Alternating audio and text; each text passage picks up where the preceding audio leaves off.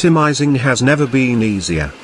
The LTM family may be configured on request, with a unit called Rotoflex, patented, which acts as an intermediate collection station with 3 positions, able to contain the bars according to the chronological sequence of optimization, until the established number is reached, and then releases them, position tags completed. The bars originating from the first cutting sequence, are conveyed and unloaded into the free dynamic pockets, creating open positions. The following cutting sequences implement the number of bars deposited until the predefined number is reached in one closed position.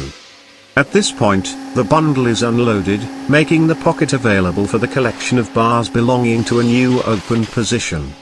The various completed closed position bundles are conveyed through successive rollers, or chain feeders, to the automatic collection, tying, and shaping stations, according to the different configurations of the system.